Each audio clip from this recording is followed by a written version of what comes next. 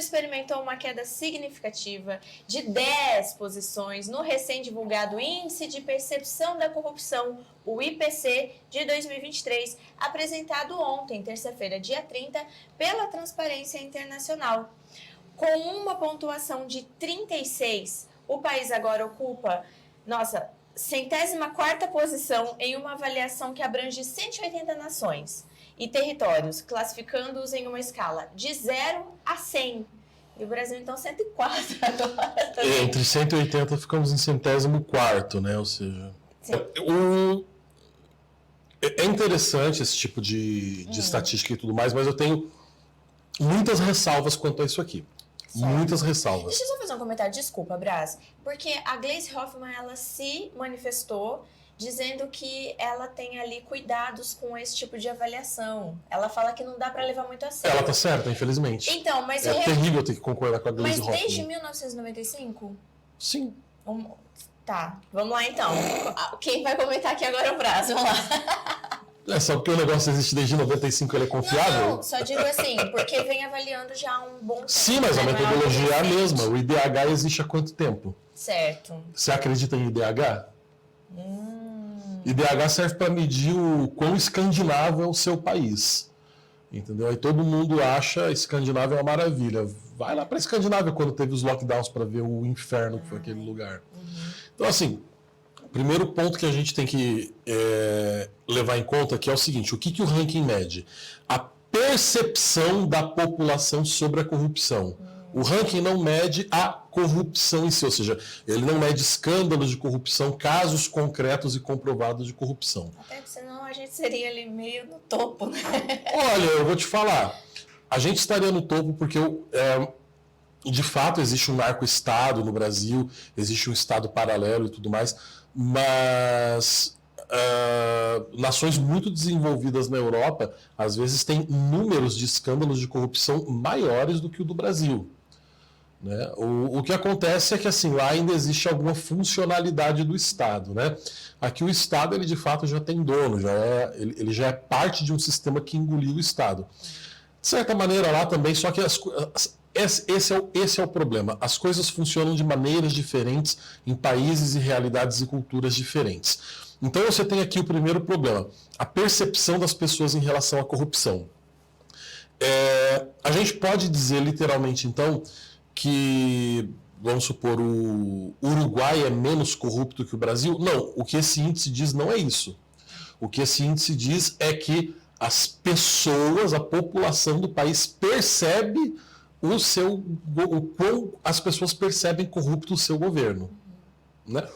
Se você conversar com um espanhol, um italiano ou um português médio, e você peça para eles escreverem um texto traduzido em português e leia, sem identificar de qual país eles estão falando.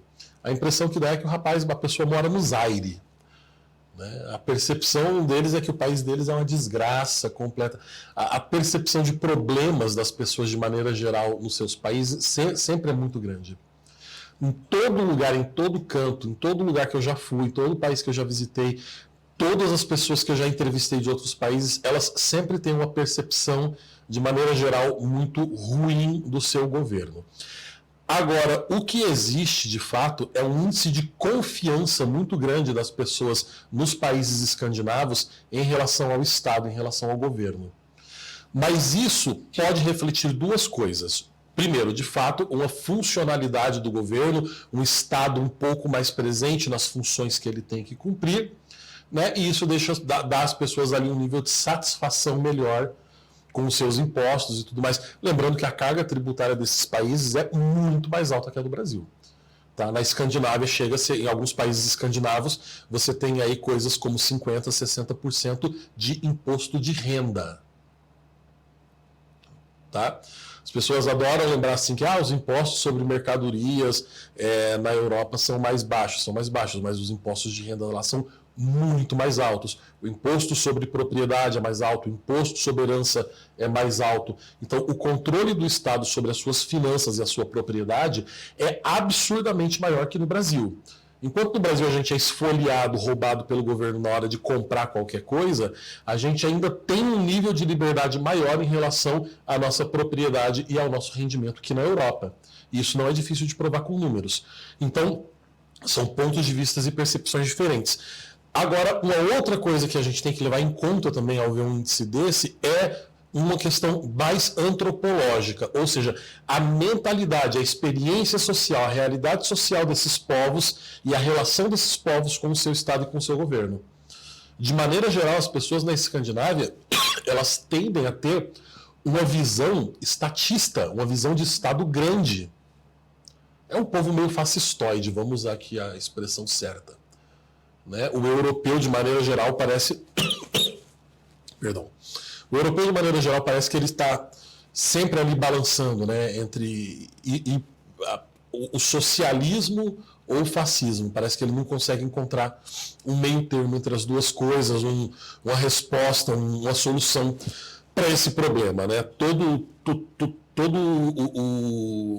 o bunda-lelê que costuma acontecer com os governos socialistas, quase sempre a resposta que vem é uma resposta meio fascista. É sempre complicada essa equação na Europa.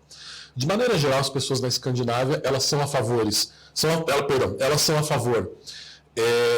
de um governo mais intromissivo na vida particular das pessoas, de um governo mais autoritário, de um governo maior, de um Estado maior, de carga tributária maior, de tributação maior para os ricos, de achatamento salarial.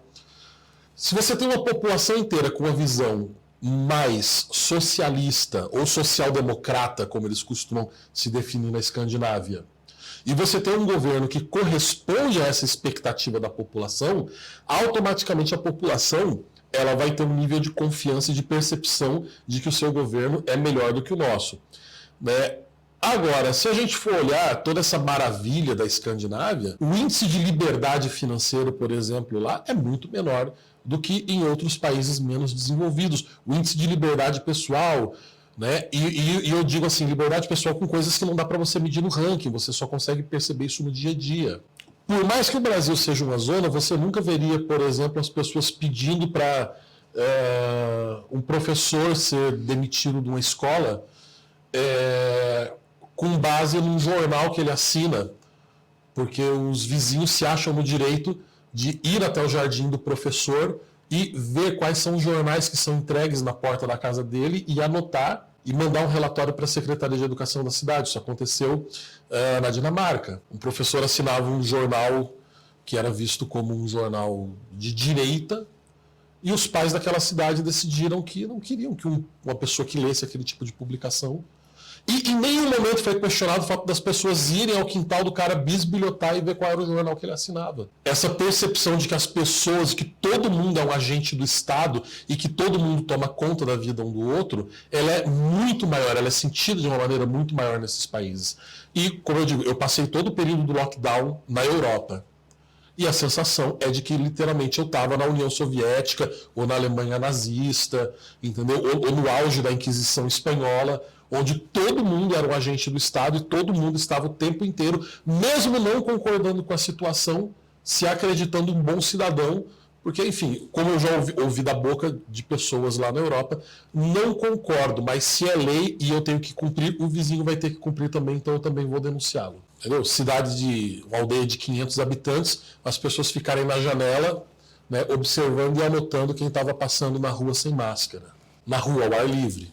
São coisas que eu observei com os meus próprios olhos. Né? Ser colocado para fora de um restaurante num dia que estava fazendo 5 graus com vento e chuva, porque não tinha um passaporte sanitário. Eu filmei essa situação, infelizmente ela se perdeu, né, naquele nosso primeiro canal do YouTube que foi deletado, que foi mandado embora.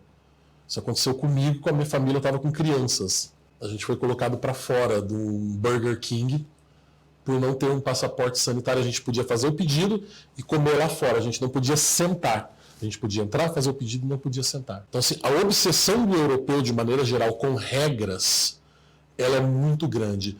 Logo, um Estado que cumpre estritamente muitas regras e tudo mais, costuma ser visto pelas pessoas como um Estado que funciona. Então, assim, eu não estou falando que o Brasil é menos corrupto que a Dinamarca e que a Dinamarca, enfim, tenha que aprender algo com a gente sobre corrupção. A questão é que são realidades muito diferentes, são países muito diferentes, são estados de tamanhos muito diferentes, são populações que se organizam de maneira muito diferente, e esses rankings que medem a percepção da corrupção, eles servem para a gente ter talvez uma leve visão de como as pessoas se sentem em relação aos seus governos, mas eles não servem como uma régua objetiva para avaliar corrupção, até porque corrupção quase sempre é o menor dos problemas. A gente tem que lembrar que quem transformou o maior problema do Brasil em corrupção foi aquela campanha do PT, anticorrupção, que começou nos anos 90, para convencer todo mundo de que o único problema que o Brasil tem é a corrupção. Então vamos fazer a caça aos corruptos, acabar com os corruptos, logo do partido mais corrupto da história, o partido, enfim, que se envolveu no maior esquema de desvio de dinheiro da história do mundo, talvez, não é? Foi o partido político que liderou a maior campanha contra a corrupção. E aí você fala, qual que é o sentido disso? O sentido disso é que corrupção, de fato, no Brasil é o menor dos problemas. Existem problemas ideológicos muito mais complexos e muito mais profundos, do qual a corrupção é um veículo, é um caminho ali para se chegar a um fim que é muito pior. E a gente toma a corrupção como fim. A raiz dos nossos problemas é a corrupção. Não, a corrupção é um veículo que o pessoal utiliza, né, para a implantação de estados totalitários, para a implantação de agendas ideológicas e tudo mais. Onde, enfim, depois que essas agendas estiverem totalmente implantadas, a gente pode deixar de ser corrupto. E aí é a pergunta que eu te faço no final das contas. Se você tem uma população totalmente doutrinada e totalmente alienada a um modelo de Estado autoritário, qual é a necessidade desse Estado ser corrupto se o Estado controla o que a população pensa, o que a população gosta, controla a maneira que você come, controla os seus hábitos de consumo, controla a sua conta bancária? Se eu já tenho controle total da população e eu vivo de fato como um rei, como é o fato das famílias dinásticas na Escandinávia, que as pessoas adoram falar do Estado mínimo e dos políticos que ganham muito pouco na Escandinávia, mas isso é um problema seríssimo, porque essa gente não manda em nada no país. Esses cargos acabam servindo só de enfeite e, no final das contas, quem manda de fato na economia e nas políticas desses países são as famílias dinásticas e as megacorporações ligadas a famílias que são já há séculos donas daquele lugar e que continuam sendo os verdadeiros donos do país.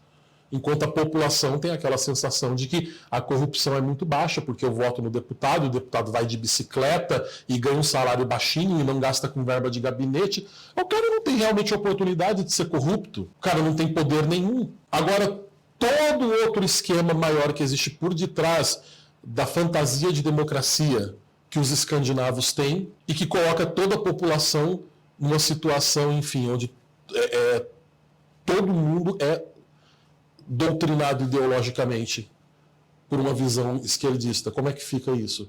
Se você conseguisse colocar toda a população nesse nível de tranquilidade mental, nesse nível bovino, por que você ia se preocupar em fazer um grande esquema de corrupção para se manter no poder? Se o seu poder já é totalmente estável. Não precisa dessas artimanhas, não precisa... Então, assim, eu não estou falando que é exatamente assim. O que eu estou falando aí tudo isso que eu estou expondo aqui são variáveis que existem e que essas pesquisas não levam em conta. Eu duvido que a Gleisi Hoffmann, quando falou isso, levou em conta tudo isso, né, devido aí a... Enfim, a Gleisi Hoffmann, certamente ela falou isso para já se salvaguardar de alguém acusar o PT de ter, não, calma lá, não é bem assim, mas porque ela também, como alguém que está há muitos e muitos anos na política, sabe que todas essas pesquisas têm furos, têm problemas e não levam em conta todas as variáveis da realidade.